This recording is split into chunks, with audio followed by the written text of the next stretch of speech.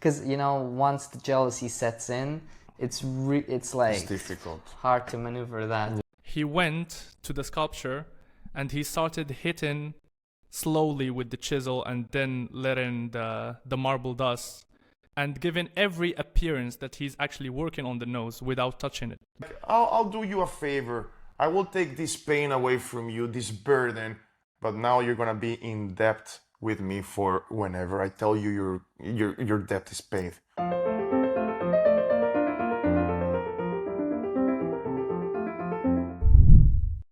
Hello everyone, welcome to another episode of the Human Library podcast.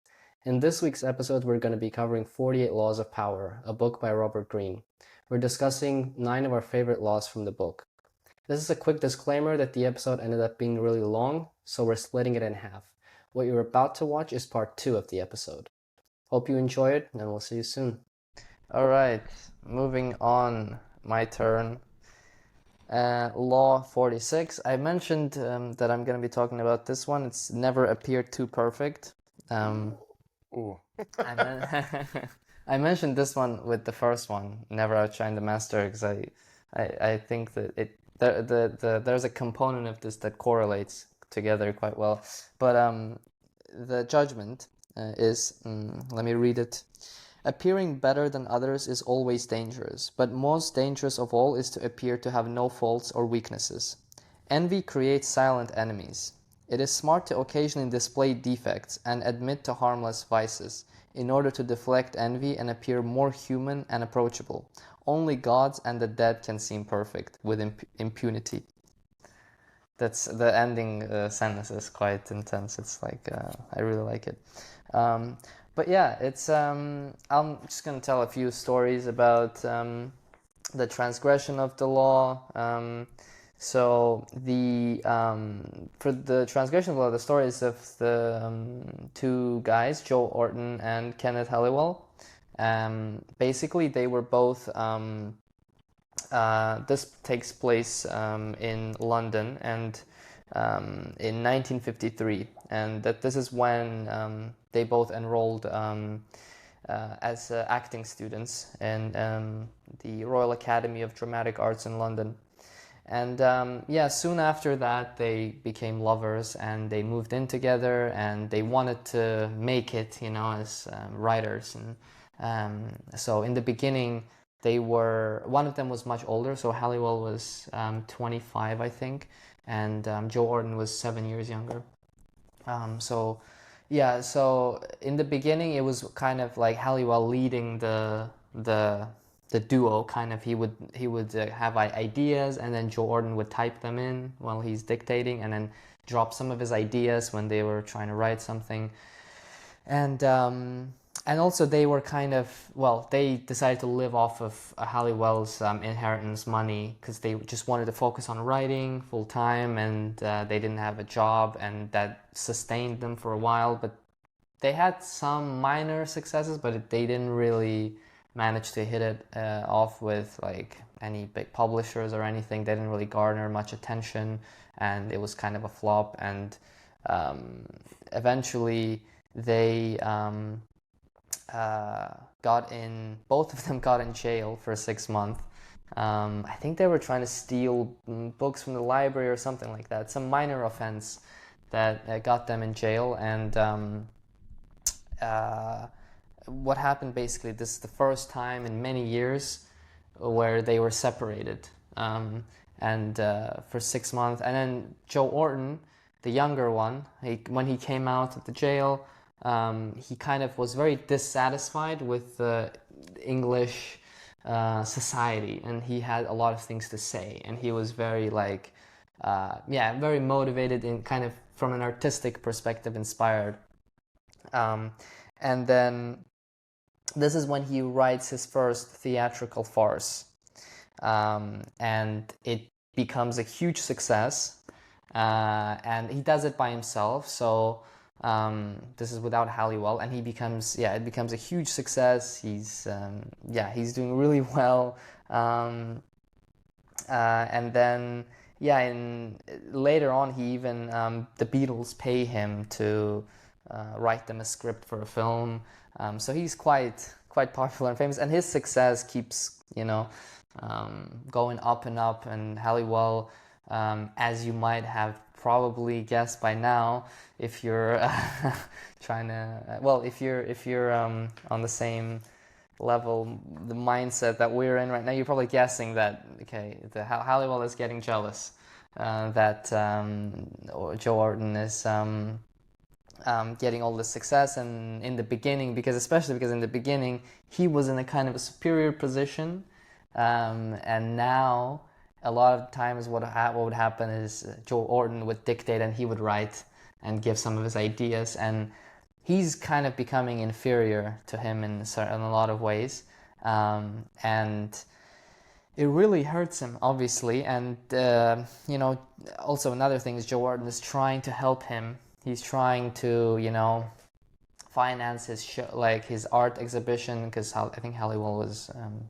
painting or something, and he would like help him to display some of his art, but that also doesn't do quite well, which is even now it's even worse. Like he helps you, someone who's doing better than you helps you, and then that doesn't work, and then he grows more and more jealous and kind of depressed. And one day they're in their apartment, and Halliwell hits Jordan with a hammer and kills him multiple times, hits him in the head, and murders him. And then he drinks 21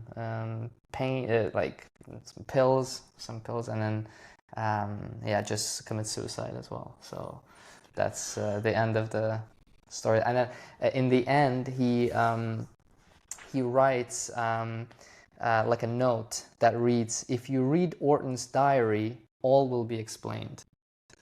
And because Orton was writing in his diary throughout all of this, and he had a diary, so he was writing kind of like Halliwell's deterioration, let's say, how he changed, how he grew envious. And Halliwell obviously was reading this kind of on the side, like without Orton knowing. Yeah. And at first he realized that he thought, okay, this is some mental illness that that I have, Halliwell thought. But then reading the diary revealed to him the situation, and it's just like, yeah, that's who he is. He grew jealous, he grew envious, yeah, and resentful. Obviously, what the two things that Jordan could have done in this situation is like run away, because once the jealousy sets in, it's difficult, hard to maneuver that. Yeah, very difficult. So you either distance yourself, run away, but definitely don't try to help. That's a mistake that people do when someone is jealous of you and they're kind of in an inferior position. You try to show them like compassion and try to like help them. It makes you look better, better than them. Yeah, it's even worse. Yeah. But yeah, that's the story of the transgression of the law. There's also the story of observance of the law. And this is about the Medici family in Florence. So yeah, so this one is very also interesting. Is long story short, the Medici family, let's say, they obtained a small fortune. I think this took in. I don't think it says the year that this happened, but Giovanni Medici, who was the head of the family, made a small fortune in banking at the time, and basically this helped the family to become very influential and somewhat powerful in Florence. And there was another family, the Albizzi. I think Albizis. Yeah, I hope I'm pronouncing it correctly. And they were also quite powerful at the time, and they actually were relatively more powerful. They had a lot of like their own people in the government positions, and they were important decision makers. And what happened is basically Cosimo took over the family business. So this is the Medici family, under him they were doing quite well. The Medici wealth, however, eventually it couldn't be ignored, so they were attracting a lot of attention. And then obviously Albizi's, they felt threatened by the Medici family and Cosmio's success. So he was arrested on charges of conspiring to overthrow the Republic. And they exiled him. And for a short time, Albizi's had like a full control. And but at the so what happened is, like, obviously Cosmio is now exiled, but he still has control. He still is. He still can pull some strings, and even from far away, he has connections. And Albizi's are kind of like on the surface. They're like controlling everything, and eventually they get overthrown. So Albizi's were toppled from the power and sent into exile in 1434. And then obviously Cosmio returns immediately after this. Now he has a choice because there's a power vacuum. So if he feels it fully, now he becomes the center of attention. And before that, there was an Albizi family which was allowing the Medici family to stay low key, basically, to put it shortly, to still have influence and power, but not draw so much attention on themselves, as like, we're the best, basically, we're the most powerful, the most influential. They were trying to keep it low key, like we're not like we're just simple, we're not like super rich, and now there's this moment where like there's power vacuum and Cosmio has a choice of what to do. And basically what he does is he doesn't fill the vacuum on, let's say, on the outside. He basically pays people to kind of buy their interest in important positions of power. And they're kind of his people. So he can kind of like basically, once again, pull strings a little bit behind the scenes. And he would, on the outside, he would be very humble guy. Like he would walk around with only one servant. Yeah. And he Very would be humble. like bowing to, like, very humble, only one servant. Yeah. He would be like, respecting the elders. Like even if it's like a simple person on the street, he would Yeah. respect them. He would, like, his palace, he bought like a palace outside of the city, but he was offered by some architect or something to make it like really beautiful and extravagant, but he refused. He made it like super simple and humble and like very, very not something that wouldn't attract attention, unneeded eyes on you, basically, which is very, very smart. um, um, actually, the Machiavelli hailed Cosmio, actually, and as the wisest of all princes. And the quote is, "For he knew how extraordinary things that are seen and appear every hour make men much more envied than those that are done in deed and are covered over with decency."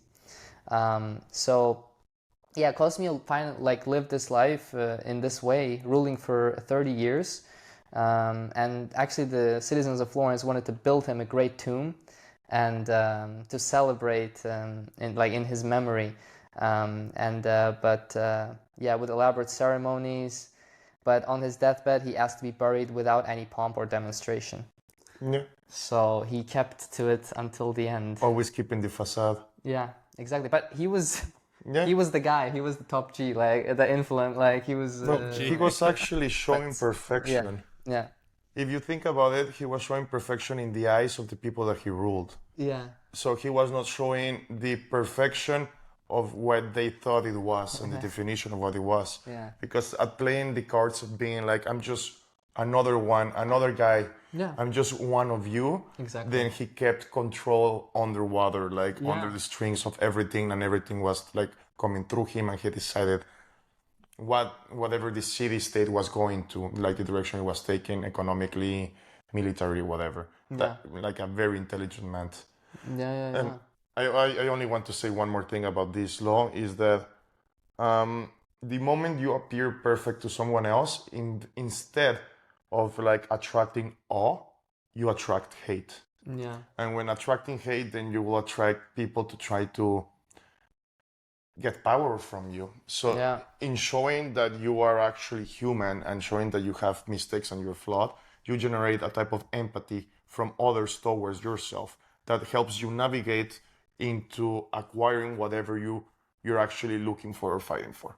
And this is an impressive law. Yeah, that's a perfect way to summarize it, actually. Yeah. The empathy part is very, very, very on point. Yeah. I mean, perfection attracts envy. There is no other way around it. And as Yeah. you said, and as Robert Greene also mentions in the book, is that just don't try to heal these people, because they're too self-absorbed in the idea that they deserve some of the success you're having, that it makes them more resentful. And if you try to heal or help them, then even you have empathy for them, and the fact that they're thinking in a bad way and you're still showing empathy, it means that you're perfect and you have no flaws, and then it triggers them even more. Yeah. So Yeah, it's a you're being very like, yeah, it's a very tricky situation. And I think we've seen that in celebrities as well. You know, when there is for example, I remember Tom Cruise when he was the highest actor paid. Everyone like, well, he appeared kind of perfect. Like, obviously he's good looking, he's successful in his work, and then at some point there were some rumors that he's gay, and then some people started spreading this idea that he's Scientologist, which he might be, but after all, it's not a bad thing. But people want to just point something at him that paint he's it doing something. in a bad Yeah, way. exactly. They want to paint him in a bad way, whatever the excuse or the reason is. But yeah, it's just challenging for people to accept good level and doing everything properly and in a good Someone way. else who is living their own dream. Yeah, that's Yeah. even more. And I think there is also some kind of, now I'm just thinking about it, and I'm not sure if it's accurate, but it might be just my theory that I'm thinking about it now. I think also when people talk about, like, you know, mental health, or we're humans, you need to show emotions, you need to connect with your feminine side, especially for men. I think there is some side of it that people just want to show you your vulnerable side to justify what they're experiencing themselves as well. Like they don't want to show, they don't want to see only the end result of you doing everything in a successful way or reaching your goals. They also want to see the struggles that you've been through, to also like justify to themselves, like, oh, he's human like us, he's going through shit. Or if you're unlucky to have all the perfect conditions, like you were raised in a rich family and having your path already designed, then no, there is no way people are not going to actions to have the end result. And they even justify it this way, that it's not your work, it's just that everything was designed for you and you were already in the perfect conditions. So I think there is this tendency of painting people in a bad way, or trying to find their flaws or what they're not that good at, or also any sign of weakness. I remember seeing a video of David Goggins, which he looks unshakable, and everyone is talking about his mental strength. And the title of the video was, I think, David Goggins for the first time getting weak, or something like this. And there was like a huge thing in terms of views. But when I watched the video, he was in a conference or something like this, and he started talking about his mom, and he started tearing up. So that was the very interesting thing for people to spot on the whole conference, just because he always displays strength, and at some point he got a bit weak or emotional. So now we need to spot that scene, you know? Yeah, it's almost like people are kind of like craving to see that Yeah. kind of side of him in a way. Yeah. The vulnerability. Like, Yeah, you're like, there I is can't no way believe you're that. like this. Yeah. You cannot function like this every Yeah. day. You cannot be exactly like this. But many Yeah. people who are friends with David Goggins, or like they do workout with him, they say that he's the same persona. He's exactly the same persona. There is even this story that he was, I think, in a race or something, and the cameraman spotted him like shouting, "They don't know me, son! They don't know me, son!" And he was just running by himself. There is no one around him. But that's his way of motivating himself, you know. But yeah, again, coming back to this point, yeah, people just like to spot these things on you for different reasons, as I mentioned, either to justify their own struggles, or they cannot tolerate the fact that you're perfect. You know, like you need to have a flow, you need to have a kind of struggle, you need to be battling with something, or otherwise it's not fair for them. That's a really good example, actually, from like the modern, let's say, modern society, because we're talking about like Florence. Yeah, And, the 17th century. Yeah. But yeah, that's a very good example of like how people crave that kind of a like something more human from you, kind of. You know? Yeah, haters gonna hate, right? Yeah. All right. Yeah. Also, one thing is the reversal. I wanted to mention the reversal as Go. well.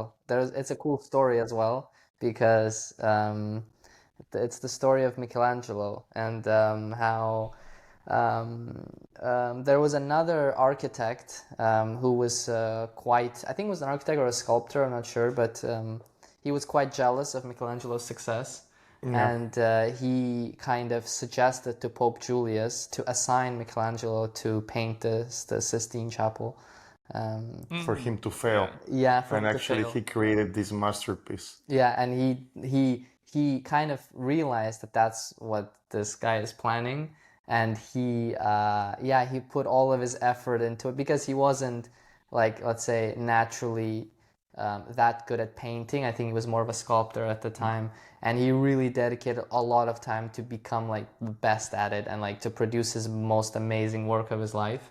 And he did it, and then obviously every time this architect saw it, he felt like super jealous and super like envious. Envious, crushed him, and powerless, and that's kind of the. But it was his own doing, trying to take him down, which Exactly. is why it's the reverse story. Exactly. Yeah. And it's kind of like another antidote is to envy is like, you know, I mean, the simple way to say, just kind of like rub it in their face, kind of a thing, like just destroy them, like if they're envious. But if they have no way to like hurt you, there is no way that they can like touch you. You can just like crush them that way, where it's if this person's feeling envious and they're trying to set you up or something, you can reverse. This is perfectly aligned with law number 9. Perfectly aligned, because it's also about Michelangelo, and it's also about him being brilliant to manage these situations. So law number 9: win through your actions, never through argument.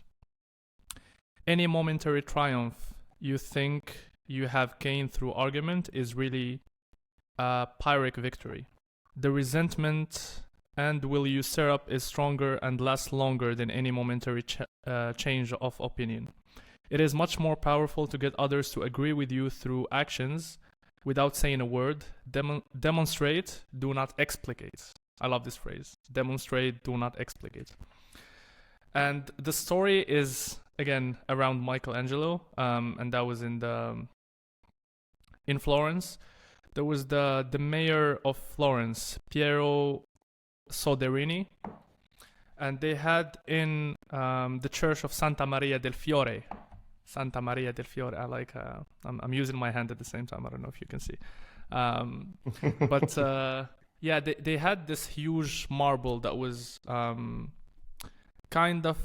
They wanted to make a sculpture out of it, like some huge legs kind of sculpture, and a sculpture ruined the whole thing.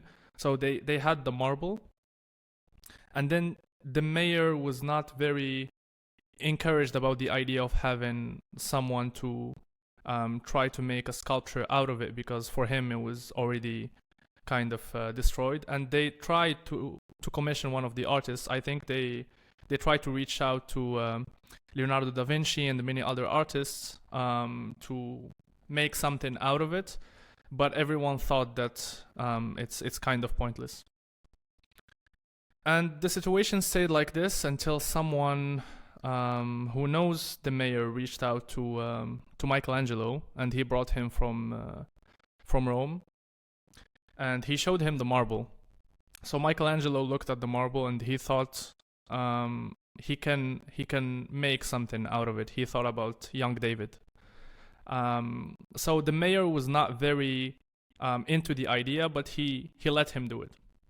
So Michelangelo started working on young David, and then after weeks, when he was close to finish the work, the mayor Soderini showed up to Michelangelo in the church. He saw the sculpture, and then he was like, "That's marvelous. It's very nice." But the nose, he judged. He said that it's too big. Michelangelo realized that Soderini was not in the right perspective, in the right angle to look at the sculpture. But then he also know that Soderini is a patron who branded himself for being for having these aesthetic judgments, and he knows about art and stuff. So he also understood that he's not in a position to tell him that he's in a bad angle. So what he did is he came to him, he kind of gestured him to walk with him to the scaffolding, and then Michelangelo took a chisel and the marble dust, and then he pointed him in the right angle. He went to the sculpture and he started hitting slowly with the chisel, and then letting the marble dust, and giving every appearance that he's actually working on the nose without touching it. He's gonna destroy the whole sculpture. It's not gonna look good anymore. But at the same time, you cannot argue with this person. So he did give every appearance to work on it, but at the same time without telling him that it was his fault that he was in a bad angle. And then he asked him, "Does it look better?" And he was like, "Yeah, it came to life now." So the whole moral of the story is that he understood that arguing with this person would not just not gain him anything, but it's going to put future commissions in jeopardy. And the right way is not to expose this person through argument of telling him you were not in the right angle, but is to demonstrate, and at the same time not destroying the art or the creation you did yourself. So I'm gonna mention something from Keys to Power. In the realm of power, you must learn to judge your moves by their long-term effects on other people.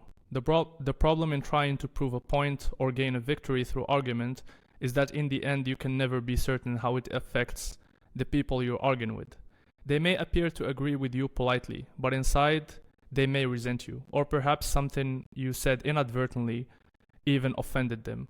Words have that insidious ability to be interpreted according to the other person's mood and insecurities. Even the best argument has no solid foundation, for we have all come to distrust the slippery nature of words, and days after arguing with someone, we often revert to our old opinion out of sheer habit. So, yeah, very, very brilliant move of Michelangelo. What do you guys think? I will say that always, like in life, it's better for everyone to see it than just to hear from it, right? Like anything can be like such. So how can you prove a point at the same time showing that the person you're instead of instead of just saying it to him, just prove it. You know what I mean? Mm-hmm. So that's basically like what this law does. And at the same time, I think the story of Michelangelo like explains how to properly do it without risking yourself to lose what you're actually working on. So he was working with the ego of this patron, and so without hurting the ego of the patron, but at the same time telling him that he was wrong with it, but like showing that at the same time he was actually right. So it is a very interesting way that the way he handled it. It could be this could be also applied like in your work or something like that with a coworker or with a boss. Definitely. Yeah, showcasing that maybe the method that you're working on is a little bit better and faster than the way they are teaching you how to do so. And instead of just saying it, like, hey, by the way, I think this is better because you do this, this, and that, you're like, hey, do you have 10 minutes? There's something I want to show you. And then it's like, listen, remember the project that we were working the other day with? Well, I found this way of doing so, and I just wanted to hear your opinion about it. And then you just show them how you do it and be like, what do you think? And it's like you give the ball on their court and be like, it's your choice to say if it's better or not. So you will still look good at it. And I'm like giving you the power of your expertise, knowing that I'm actually right. So yeah, I actually like that law as well a lot. Yeah, just because to it can add be applied something. for everything. Exactly. Just to add something very quickly. It's a very critical moment because Michelangelo was super brilliant to do many things at the same time. First of all, he didn't destroy the statue. He didn't he didn't fuck up his own work. At the same time, he made Satorini think that he improved it by himself. And at the same time, he won the argument in kind of he didn't offend him, he didn't change his creation, and he won in all ways. Do you get what I'm saying? But he gave every appearance that he's actually working on the feedback he got. But at the same time, he just gave the appearance. He didn't do much. And I'm just thinking about like in another situation, this because the whole scene for me is fascinating. The way he managed through it is very interesting. And I'm thinking about in modern ways, how would you actually give appearance that you're working on a feedback without really doing that? I don't know. For me, it's not a comment actually. It's just me thinking about this scene. Yeah. No, I think like I thought again. I thought about design instantly. It's like sometimes it can happen. I can't help it. where, I'm a like, designer. if you in visual design, I don't think I've done it. I'm not really a visual designer, but there are moments where you can pull something similar in visual design where, first of all, obviously, once again, don't reveal everything, as we said, don't reveal your card. So the other laws also apply in this case where you're like, your client doesn't necessarily know your process, right? So, and they don't know a lot of things also about how design works, or if, let's say, because this commission work is kind of quite similar to what you would do in visual design, let's say in modern times, right? Like on a smaller scale. And the client doesn't know a lot of things in the same situation as in the story, and you can, and if they want something to be fixed, they don't like something, but you as a designer, you know how visual design works. So this also comes from a lot of the mastery of your craft. Like, you know what the problem is or what the objection is, and you can understand, you can diagnose it. You're like, okay, like this is why they think this is this way, but actually it's not. Yeah. And I know why, and I know how to fix this, basically, how to make it appear that I fixed it. Maybe you move something a little bit, like maybe present it in a different way, or you can kind of you can't do it exactly as gracefully, let's say, as it is in the story, because it's he was a master of it. It's quite physical thing as well. It's a bit hard to do it, but yeah, you can kind of do it. But then basically the ingredients you would need is like thinking quick on your feet, adapting to the situation, being a master of your craft, and combining the two, you can I think you can get close to kind of achieving that kind of a thing. You could show 3 designs and just showing like the design that you want them to pick to be not the first option that you picked, and make them pick it for you. For example, that will be like a really cool, and you said that's common. Of course. Because then you play on their ego as well. That's what you do. If you're smart, if you know what they want, kind of, because a lot of the well, we're kind of going a bit off topic into conversations about design, but it's interesting to this topic. A lot of the times clients are, the number one mistake that you make as a kind of a young designer, someone who's not that experienced, is you give the client too many options. Yeah. You make them you give them power, and you shouldn't give them power. No. Because if you give them power, you're at their mercy, and when you're at their mercy, it's not going to end well unless you do everything that they say, and the client doesn't know how design works. So if you do, like, let's say in this situation, he follows the advice of this guy. What was the name of the Satorini. the Of mayor? the patron. The patron? Satorini. Yeah, if let's say follows his recommendation and he will fuck it up eventually, and no one's exactly. gonna be happy at the end. So Yeah. But he's gonna still be at fault, even if Satorini told him Exactly. that it will look better. exactly. So in the design is the same thing. So you don't give That's the why I power said to the he won client. in all senses. Sorry, Aslan. Yeah, Yeah. exactly. So what you would do basically is the smart way is like, if you know what the client wants already, you can kind of put together something that they want, and you give them two more options, and then you kind of, let's say you would be directing them a bit more in one direction than the other direction. And then the biggest mistake in general that, as I said, young designers would make is that, and this is not only designers, this is anyone who would do contract work or client work. When you're working with a client, your consultant, whatever, you're giving client too much power. Let's say the client likes two options that you presented them with, but they're like, I'm a bit torn between the two. You have to now, your job is to direct them in one or the other direction Yeah. by making one seem better than the other. Yeah, You need to adapt to the situation. So remember everything they like, everything they've told you before, and try to direct them in one direction.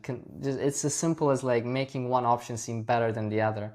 But and this is something that recently happened to my girlfriend because she's freelancing as well, and the contractor is quite inexperienced. So he was like telling the client, because it was the two option situation, and the client, and then he told the client like, well, we can maybe try to find something in between the two, maybe a third option. It kind of merged. Yeah. And that was not a good thing, because now you literally need to do all the work again Yeah. All the work again. to make the third option for the client. So, so yeah, that's just some example from real life as well. Makes sense. Oh my. Yeah. It is crazy how actually these laws can be applied in Yeah, real life. I really like this. I'm learning a lot. Yeah. I'm very excited about the next one. right. Adriano, enlighten us. Yeah. This is, I think, from the three ones I chose, this is my favorite. Law 40, Despise the free lunch. I'm gonna read the judgment. What is offered for free is dangerous. It usually involves either a trick or a hidden obligation. What has worth is worth paying for. By paying your own way, you stay clear of gratitude, guilt, and deceit. It is also often wise to pay the full price. There are no cutting corners with excellence. Be lavish with your money and keep it circulating, for generosity is a sign and a magnet of power. Damn! I like the example I'm gonna use is a very basic one, but I like it a lot. Is like when you go on your phone and you're looking for an app, and an app says it's free. It's a free app. Please download it. You don't have to pay anything. Use it. It's like it's for you. There's no such thing as free in this world, because as it says on the law, it always involves something else. So when you download a free app and you're not paying for it, you're paying with your information. You're paying with your details. You're paying for the app to use this and sell it to other companies so they can target you and other as you, depending on what you like and you dislike.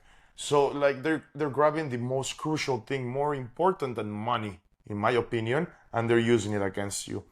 So this is an example of this. Also, when it comes to someone like like there's a saying that somebody gives you a hand and they end up grabbing your leg. So when someone is offering you something, they might expect something from you in return. This is how actually mafia works in a certain aspect, right? Classic. Yes, exactly. Because it's like, I'll do you a favor. I will take this pain away from you, this burden, but now you're gonna be in debt with me for whenever I tell you your debt is paid. And if you don't do that, then your family will pay the debt, or someone that you love will pay the debt, or even your own skin will pay the debt. So this is the same use of despise the free lunch, because there's always something hidden, like even for politicians who are running for whatever, for like being a candidate or postulate or something.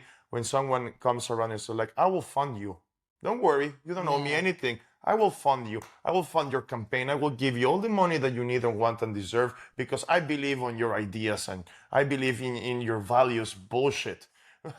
I believe that you will help me later in the future so I can do a better business for myself and my friends. I believe that you are in debt because if I didn't pay you, you wouldn't be anyone or like without me.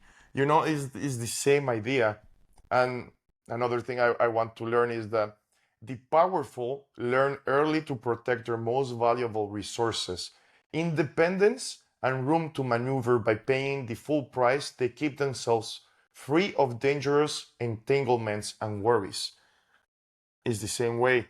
If you don't owe anything to anyone, no one can control you in any way or have power over you. So you're free to do whatever the fuck you want without having anyone. Don't forget, there's something that you owe me. There's a favor that you need to do. There's a need I request from you because I helped you that one time. I gave you this that one time. Remember when you were in this shit and I picked you up? This kind of stuff. And it's always like that's true.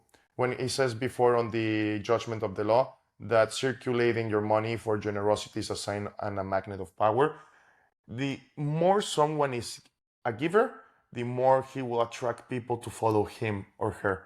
Like this is how a lot of narcs operate in Mexico. They give to a community, they give to a small town, they give churches, schools, they give a bunch of hospitals, things, and then the community will never betray them. You know? Like it's like the police comes around, it's like, hey, we're looking for this guy. He doesn't live here. Yeah, I don't know shit. Go ask on the other town. that's how you own them, basically. It's like Yeah, you bought them that way. yeah, yeah, but like they act naturally because they see you as a source of wealth, as a source of income, as a source of he's doing this to make us better and greater, and he's helping us out. I will never betray my lord, Yeah, but initially, because he's initially good to they me. initially they do that for loyalty in return from these people. That's what they don't get in the beginning. But it's subtle. That's the Yeah, idea. yeah, yeah. In a very It's a subtle way. subtle way. Yeah. It's a way of how powerful you can be on being like, hey, look, this is free, this is for you.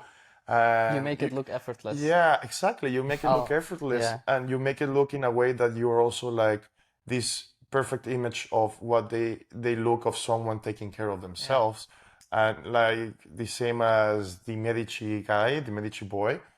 He kept the people in love with him, so they will like protect them, and that's by being lavishing with their own income, with their own money, and this is how they literally work and do, and thus it becomes hard to figure out what they're doing or where are they doing or when are they doing it, because they still have the people like protecting them behind their back. And I love this law because like even in nature, like a free meal always comes with something behind it, right? It's With an like expectation. yeah. You see this predator and he looks like they're always trying to like to get like a free snack or something. So if they see like a dead body on the ground, they immediately go and attack, but they know that they have a limited time because there's more like in the progress of coming. So it is the same. There's something always hidden or like too easy to grasp. It must be a trap, right? If Yeah. it's too easy to achieve, it's there's something behind it. There's always be wary of anything that comes free. Yeah, that's very true. Yeah, I would say I have a lot of personal stories in my mind that I'm thinking about now, very related to this law. But the advice that I can give is, relationships wise, or like dealing with people, always try to keep it balanced. If someone invites you for coffee, make sure to reassure this guy that, yeah, I'm paying for the next one. You know, like always keep it balanced. Whatever people give back the same. Never let someone shows any kind of, that they're doing you a favor, or you need to be grateful for what they're Yeah, doing. they will be And again, they having they power up on you. they develop some very technical psychological tendencies or strategies to do so without showing any sign that they need a favor afterwards, or they're planning, or deceiving you that way, because I see it as a form of deception. Yeah, um, but yeah, just try to keep it balanced, because that's the Isn't perfect way. isn't John Wick's story like the perfect example of like this whole depth thing? Have you? yeah, Yeah, it's yeah, how yeah. because how how is that?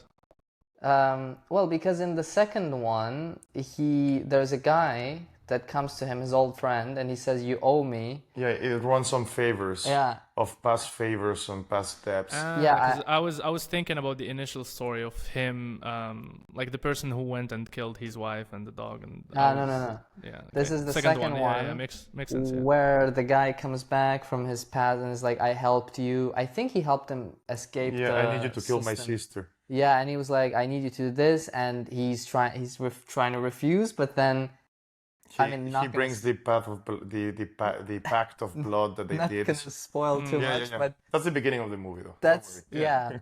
But then the latter movies, the ones after, are kind of the ramifications of what happens in the second one in a way. Yeah, It's one yeah, yeah, huge yeah. giant like event, and then this is Yeah, what happens and you can kind of trace it back to like the beginning of like when it went wrong. You know, yeah, yeah, the cool thing about this scene is they made it look as, it's not they made it look, actually in the movie it's a form of contract with like showing Yeah, yeah, blood and exactly. stuff. The thing is, it's not really deceiving, because you agreed on something, and that's what doesn't happen in real life. Yeah, It's mostly deception. It's done in subtle ways, and then they require you to do that with like many psychological strategies to guilt trip you, or like, you're ungrateful, I've done that for yeah, you before. um so yeah, it's yeah, yeah. There is yeah. an expectation in the film of yeah.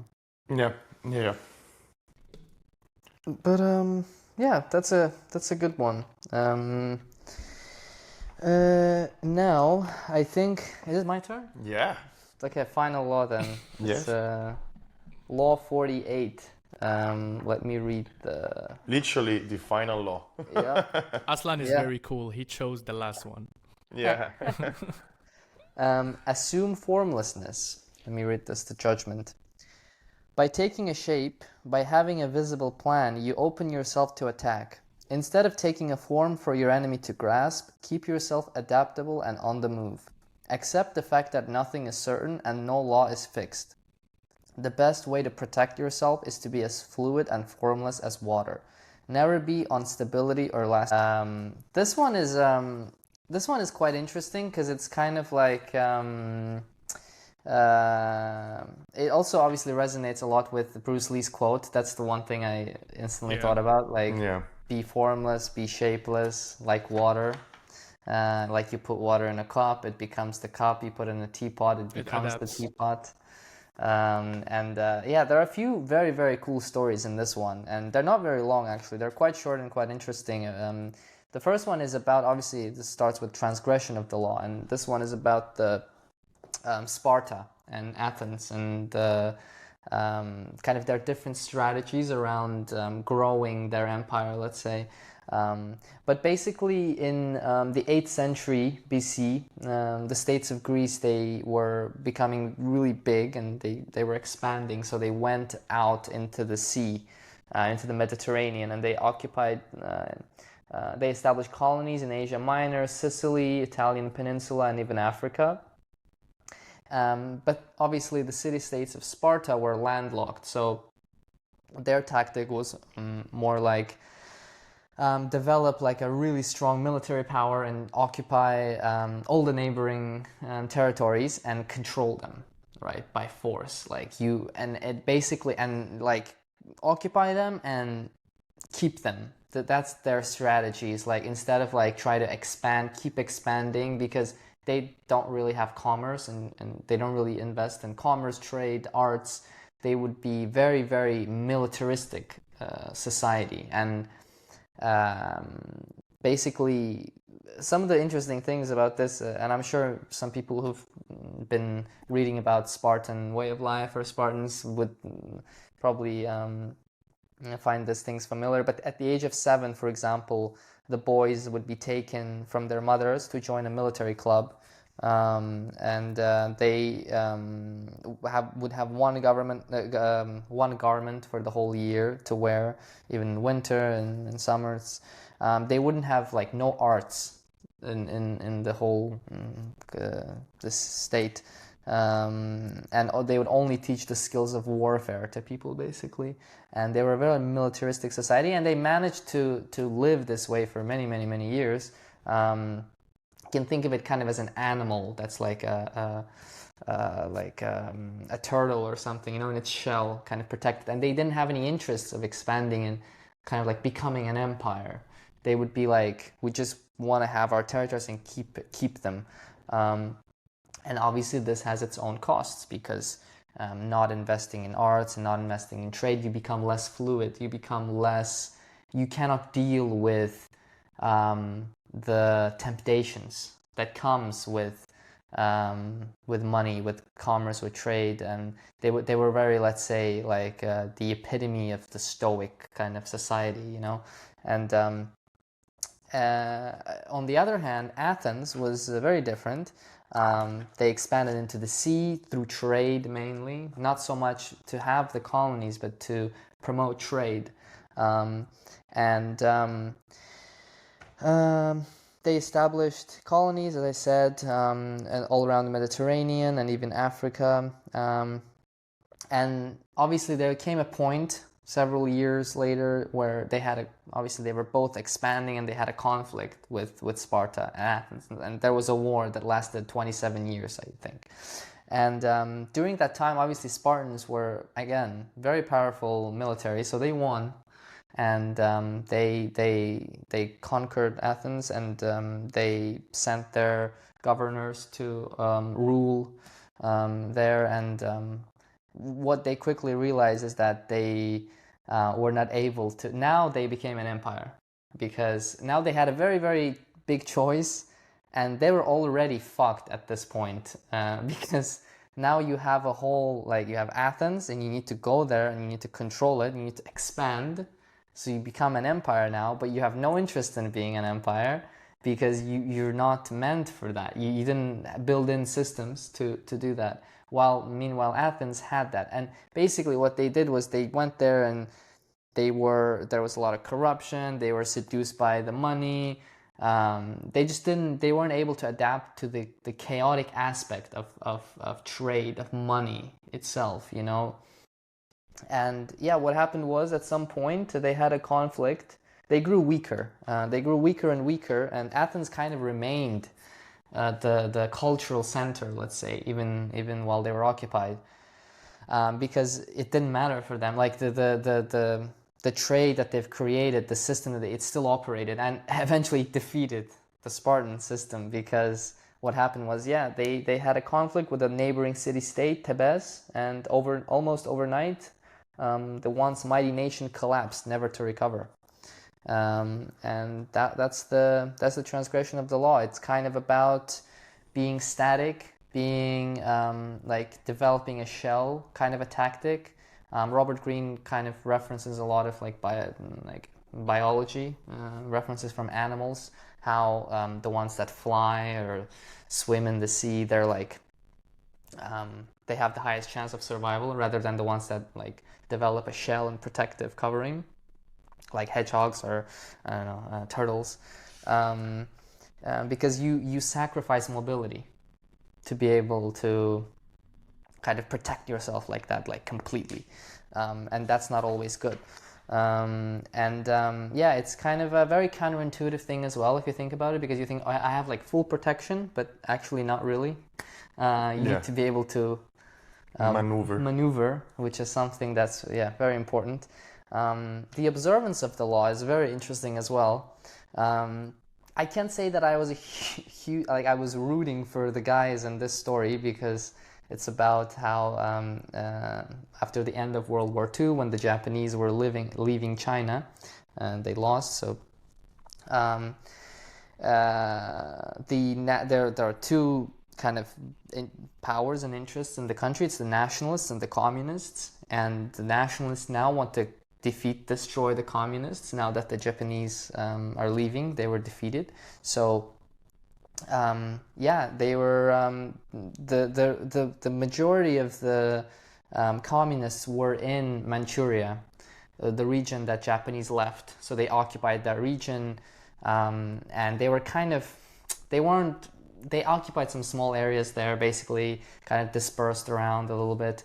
And the nationalists were like, yeah, let's just go in and attack them and destroy them. So they went in, and what they quickly realized is that the communists had an interesting tactic.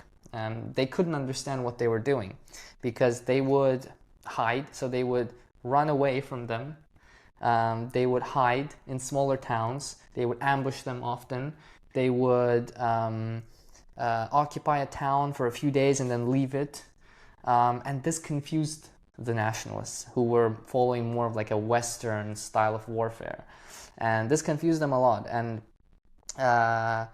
basically, long story short, what happened was eventually they dispersed, the communists, they dispersed to the farthest regions of Manchuria, kind of around the empty areas. And the nationalists, they thinking, okay, these guys are cowards, they don't know what they're doing. And all of a sudden they kind of start ambushing them and attacking them from behind, from when they don't, first of all, it was a mountainous region, so it's also very hard to maneuver there and to develop kind of a tactic or the awareness of where the enemy is, especially when they're dispersed in small groups all around. So when you would send troops from one town to another, they would ambush them and kill them. And now they're terrified, the nationalists. They're slowly becoming paranoid. The communists are also spreading a lot of propaganda, kind of lowering their morale. And eventually the nationalists began to surrender in their minds. And isolated in the cities, in November 1948, the nationalists surrendered Manchuria to communists. And this was a humiliating blow to the nationalist army. By the following year, the communists controlled all of China. So that's why I said that I'm not a huge, I wasn't rooting for the guys in this story, but they had a good tactic. The Robert Greene mentions a lot about the tactics that were used here, and he compares chess to the Chinese game of Go. It's a bit of a different game. It's also called in Chinese Wei Ch'i. It can usually last longer than chess, and there are more complex moves. It's less about controlling one territory, like in chess, kind of establishing dominance, but it's more about being able to sacrifice a territory to gain advantage elsewhere, let's say. So it's kind of and that's the kind of style of warfare that Mao Tse-tung, I don't know how you say it, Mao Tse-tung, the communist leader used. And he was kind of more of a poet and a philosopher. And it was very successful. And there's a very nice quote from him, from Mao Tse-tung. When you want to fight us, we don't let you and you can't find us. But when we want to fight you, we make sure that you can't get away and we hit you squarely. and wipe you out. The enemy advances, we retreat. The enemy camps, we harass. The enemy tires, we attack. The enemy retreats, we pursue. Top So G. yeah. It's very interesting. It's kind of like being fluid, being Yeah. adaptable like water, where you're kind of leading the enemy into a trap. You're unpredictable. Yeah, exactly. You're confusing the enemy and you control the situation. And it's like the Wei Ch'i way of war, which is like encircling the enemy's brain, kind of, rather than physically, like first you defeat their brain, Yeah. and then you defeat And the them. body will fall. Yeah, exactly. But yeah, those are the two stories: the observance of the law, the transgression of the law. There was also another cool story, which is kind of the transgression of the law, and it's Xerxes, the Persian emperor, and his invasion of Greece in 483 BC. And he was very determined to succeed in this conquest, and it was a huge army. And but he was warned by his advisor that you're going to be fucked by two things, from the water and from the land. And he was in fact, and it's one of them. It's nature, force of nature. Because when you're too big, he had a huge fleet, which was very immobile. So there was no port that could actually hold all the ships. So basically what happens if there's a storm, half of your fleet is gone because they can't dock and wait until the storm is over, because there is no port that can hold all your ships. You become very immobile. Being in the land, they were conquering lots of places and they were stretching out. It's like huge regions, right? And then supplies becomes a problem when you have to transport supplies through all this chain. So yeah, for me, it's like kind of one of the conclusions from this is learning to adapt to new circumstances, and I think this is also quite a relevant thing to the readers of the book and to the listeners of the podcast as well. Learning to adapt to new circumstances means that you have to be able to throw out what others tell you, if need be. And that also means that it's the kind of the whole thing is that obviously Robert Greene is kind of negating some of the things that he says, because in this case, if the situation requires you to adapt, you should be able to make that decision and make your own. Throw out what others preach you, the philosophies that they teach you, the laws that you should abide by. You should be able to throw them away and adapt and choose something that. And in a lot of the places in the book, you can actually see like Michelangelo and like a lot of individuals being able to do this, like to think on the feet and choose the right thing to do in the moment. Because if you have a templated way of thinking, you would be kind of making the wrong decisions. And there's a really cool quote by Napoleon that Robert Greene mentions here, and it's the laws that govern circumstances get abolished by new circumstances. So that one is very interesting. I think very relevant to us, and to our listeners as well, and to the readers of the book. I don't know if you guys have any thoughts, but yeah. I just wanted to say, like, when it comes to nature, when you were saying before that Robert Greene says, in nature is not the strongest who will survive, is the most adaptable to the situation. Oh yeah. And for example, in Very India, Darwinian idea.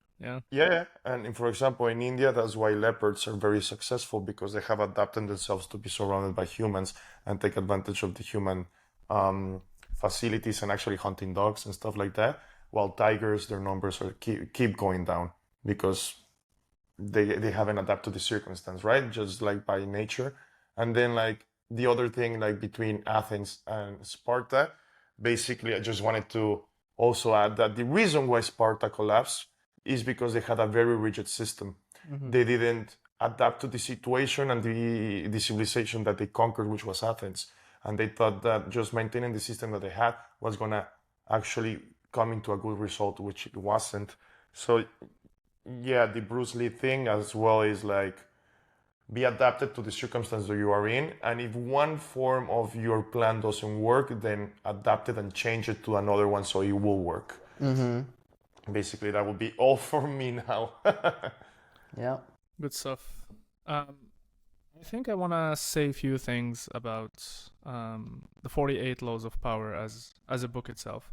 Obviously, this law just explains the fact that you should not take all the laws very seriously, in the sense of taking them as a template and trying to apply all the keys to power, and also be mindful that sometimes the laws are combined.